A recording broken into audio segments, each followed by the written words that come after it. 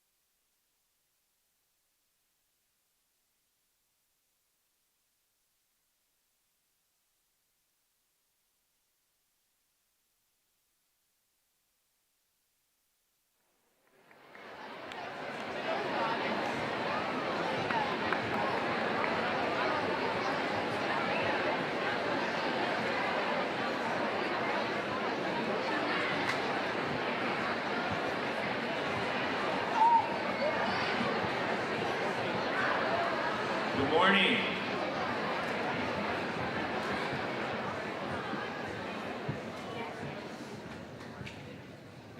My name is Jonathan Slunson. And I'm Cassidy Rannick. We thank you all for attending T Area School District's Veterans Day program. Today's program will be opened by T Area High School math teacher and Army veteran Mr. Clay Robinson. Mr. Robinson served in the Army National Guard as a UH-60 helicopter repair and crew chief from 2008 to 2014. He was deployed to Cobb Spiker in Tikrit, Iraq in 2010 to 2011 with the 2nd 135th GSAB in support of Operation New Dawn, where he repaired assault and medevac helicopters as well as performed crew duties on maintenance test flights.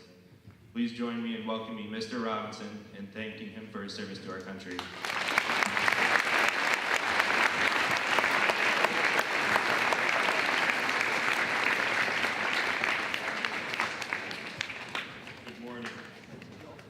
Before we begin, I would like to personally thank the families of current and former veterans.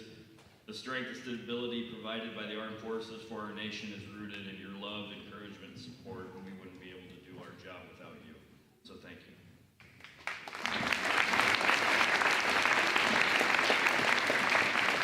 Good morning, T Area students, faculty, community, and welcome to the T Area School Veterans Day program. In the United States of America, Veterans Day annually falls on November 11th. This day is the anniversary of the signing of the armistice, which ended World War I hostilities between the Allied nations and Germany in 1918. The armistice ending World War I went into effect on the 11th hour of the 11th day of the 11th month of 1918.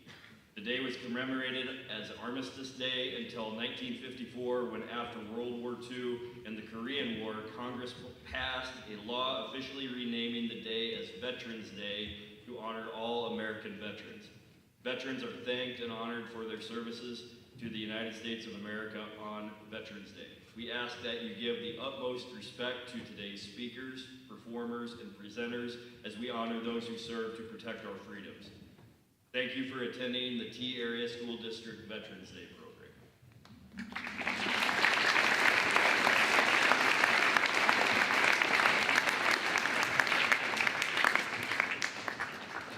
Thank you, Mr.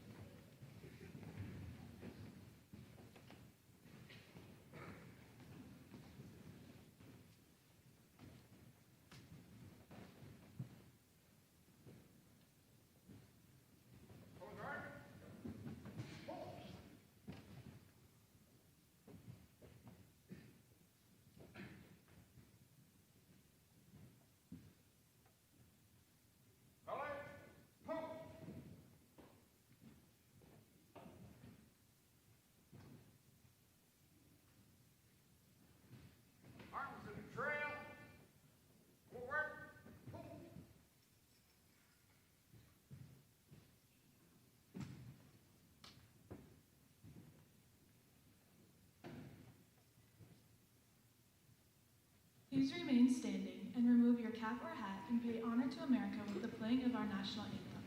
Please observe proper flag etiquette by standing at attention and placing your right hand over your heart. Active duty military personnel or veterans not in uniform may salute the flag as the T Area High School Band performs our national anthem.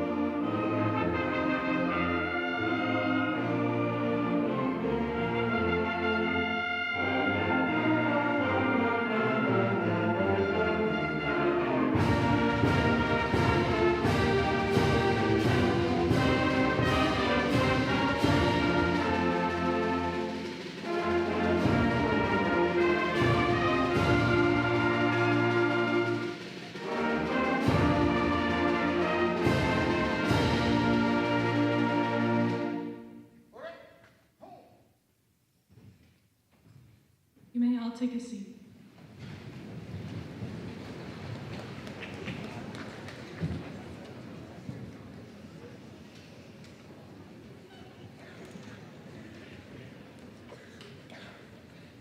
Today we have gathered together to celebrate Veterans Day and to offer our thanks and support to the men and women who have given service to our country. It is a day to honor those Americans, both past and present, that have bravely served in the armed forces. We'd like to take a moment to recognize the veterans in attendance as well as T Area School District's employees who are currently serving or have served in the United States military. When called, please stand if you are in the gym. Please hold all applause until the end. All T American Legion Post 266 members: Michelle Bartman, Tom Beckett, Don Dorn, Will Hangman, Eric Hansen, Jolene Kaiser, Clay Robinson, Patrick Staples, Jasmine Sumik, Regina Tuskin, Rick Williamson, Rachel Lord, and David Sealer. Any veterans or military members who are in the gym and have not been named, please stand. Let's give a round of applause for our veterans.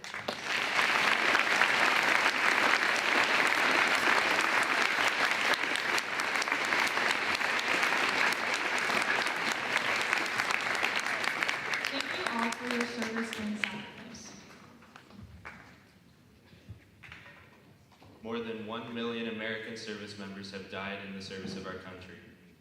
More than 18 million former service members are still living today. They are that special group of Americans we call veterans. Today we will honor them and say thank you for serving. Conducted nationwide, the Veterans of Foreign Wars, or VFW, sponsored youth essay competition gives students an opportunity to write essays expressing their views on an annual patriotic theme. 94,000 students participated last year.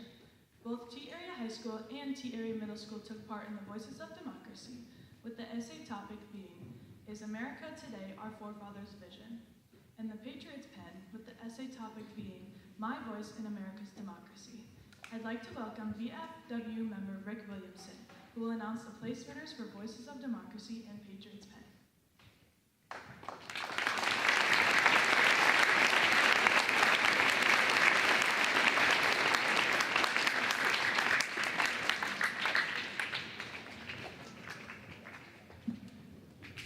Well, I guess what a great day to be in Titan country, huh? I said, what a great day to be in Titan country. That's much better.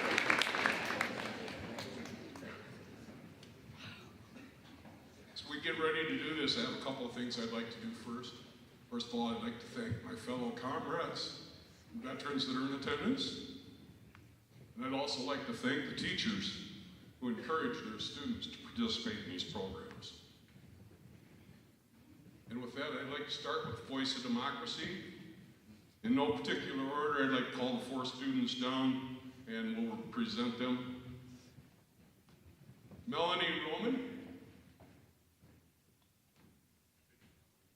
Tyrese Thomas, Karis Thomas, I knew I'd slaughtered that one, Ava Oplin,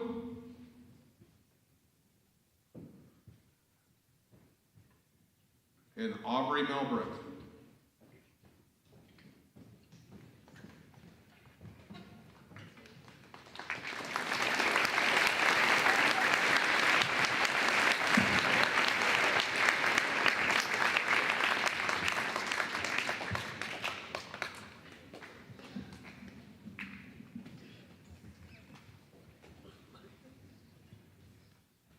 And in 4th place for the Voice of Democracy is Melanie Roman.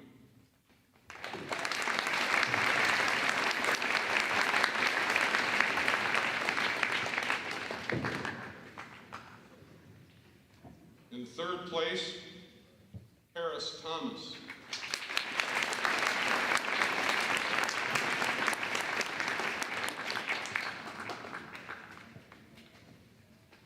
In 2nd place, Ava Oplin.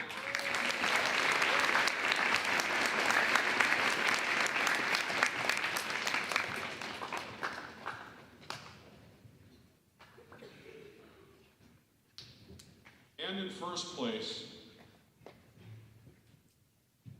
Aubrey Melbrick.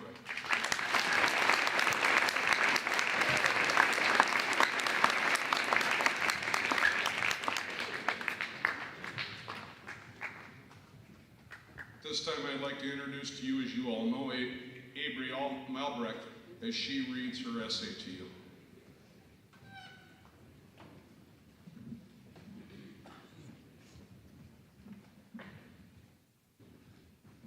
Would America today disappoint our forefathers? Past, present, and future presidents must wonder what our founding fathers truly wanted for the United States and the decisions they would have made if they were given the same situations people debate now. As they set up the country, the issues on their mind were very different from the issues politicians worry about now. However, looking back, the stances they held on some of the topics debated now might be clearer than people would think. The country we are living in today would make our forefathers question the original vision they had for America. The founding fathers of America had big ideas for what the country could become. They wanted a true democracy that would stand through trials and tribulations the people faced, and a strong country that would make other leaders look up to America and base their governments on the wonder they created. In this sense, yes, you could say America is a country that our forefathers would be proud of if they looked at it today. However, these aren't the only things the founding fathers envisioned for the country. Many of our original leaders warned against a two-party system and how division in the country or political parties could cause issues. They weren't wrong when they thought this could be a problem.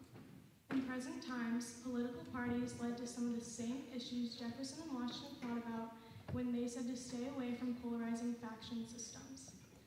In the Declaration of Independence and the U.S. Constitution, the founding fathers carefully called America the United States for a reason. They knew a system that divides the country would be a system that eventually splits it. In elections and votes today, the polarization of political parties still stands in the way of a united, free, and truly equal country that could exist if we stuck to division and used the warnings our forefathers gave us. Other factors that might disappoint our founding fathers as well include the way elections and votes on policy are done. Originally, the polls were set up so that the winner was president and the person with the second most votes would be vice president.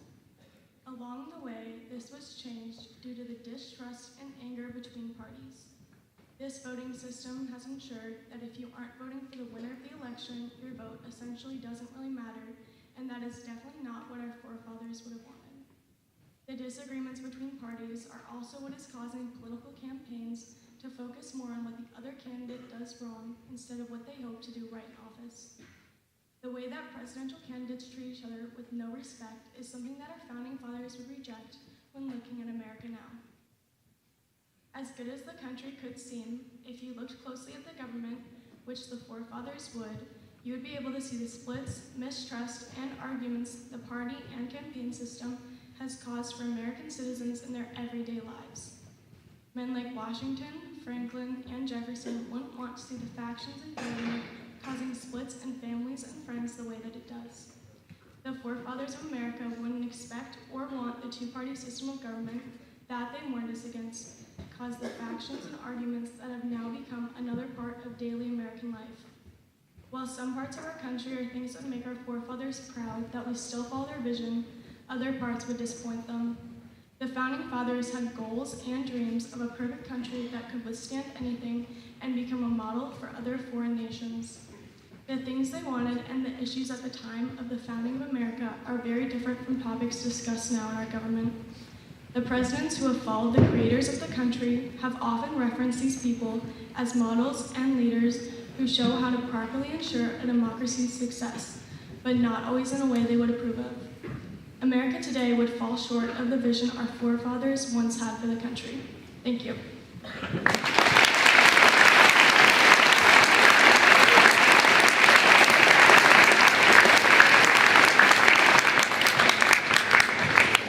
Aubrey knows it, but she's on the second step of this competition.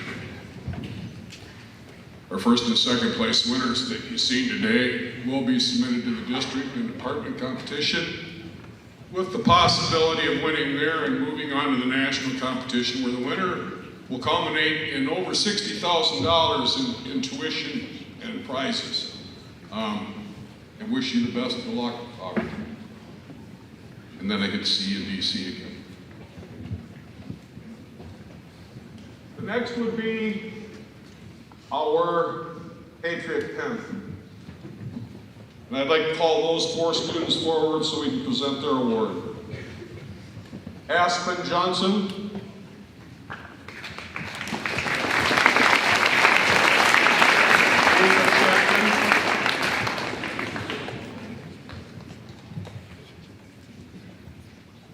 Haley Nodal. I get to slaughter another name, and I was told how to say it. Aiden Pizer.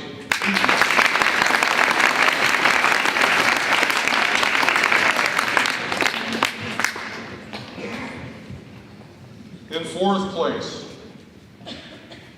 is Aspen Johnson.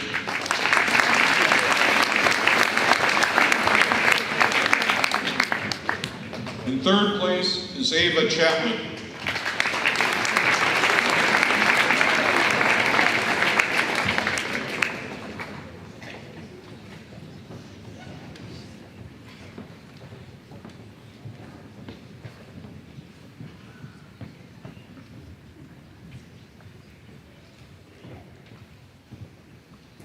She looks familiar, I think.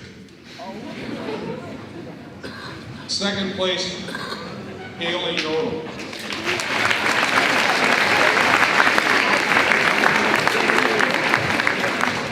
And in 1st place, Aiden Pazer.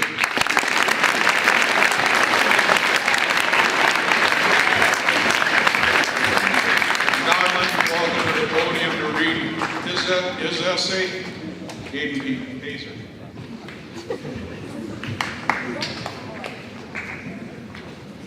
Do I have a voice in America's democracy? America is a country famed for its glory through battle after battle. But as you grow up here, you begin to realize that it isn't as glamorous as we set it out to be. As Americans, we are lucky to have this privilege brought on by our founding fathers, called democracy, because most like us don't.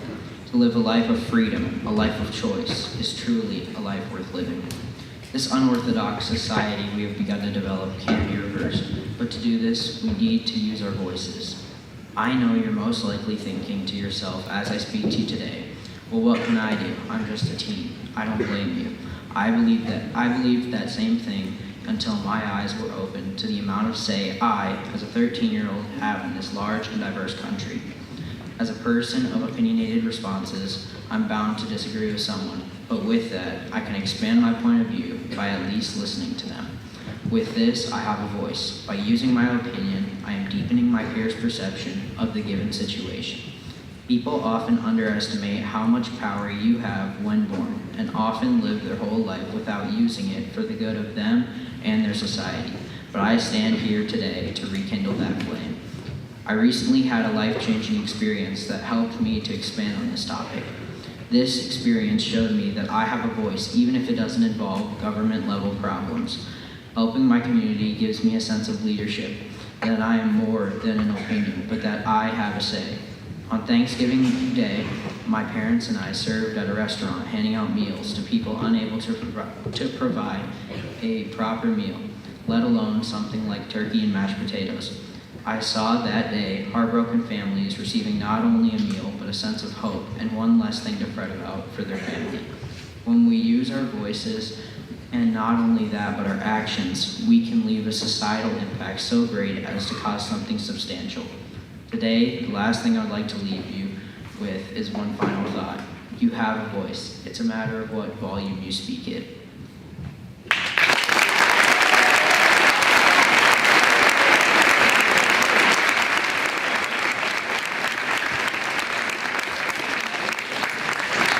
Once again, the two top place winners will be forwarded on to the district, department, and national competition.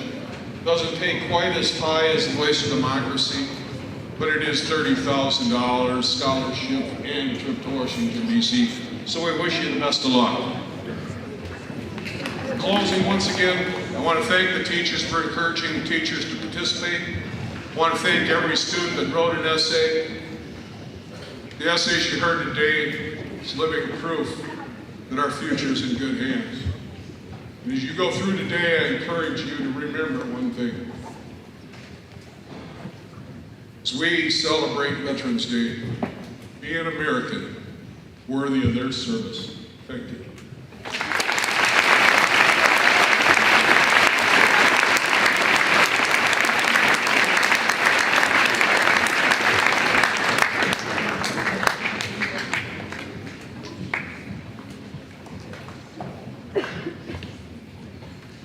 Thank you very much, Aiden, Aubrey, and Mr. Rick Williamson for coming up here and saying their names. Now, I would like to welcome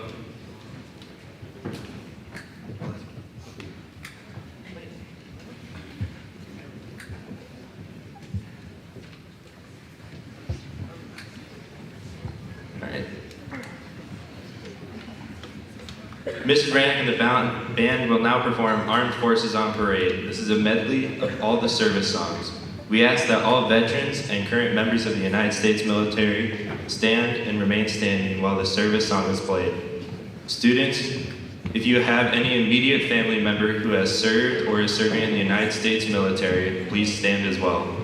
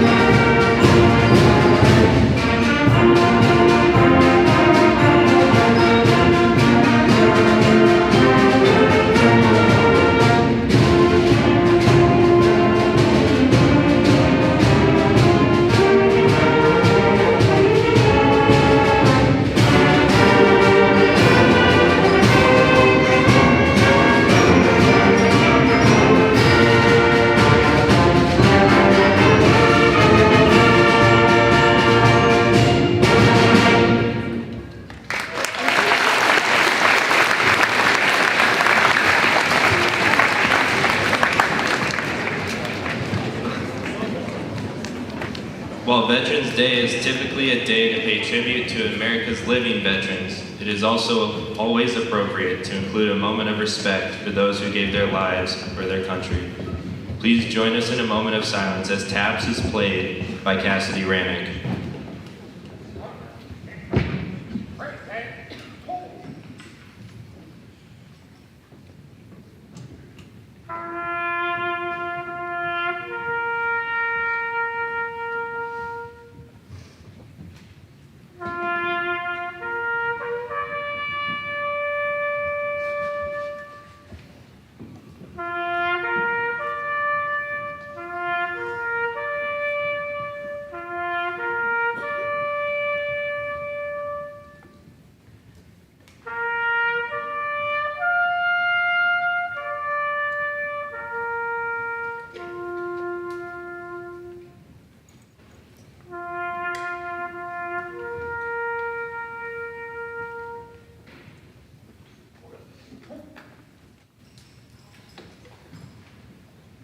Let us remember those who are protecting us today, both home and abroad, as well as those who gave the ultimate sacrifice in the line of duty. Please stand as the T American Legion will now begin the retirement of colors. Please remain standing until the colors are retired.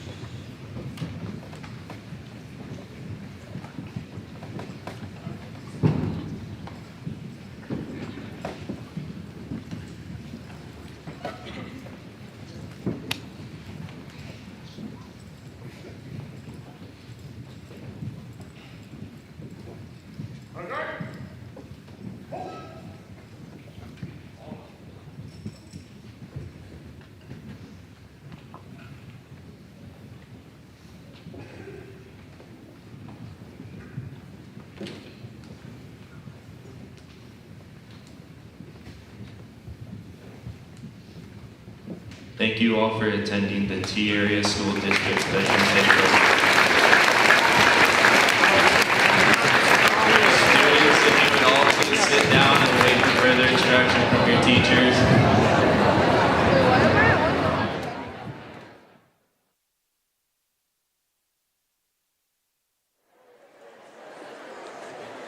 Thank you for watching this presentation of the T Area School District Veterans Day program.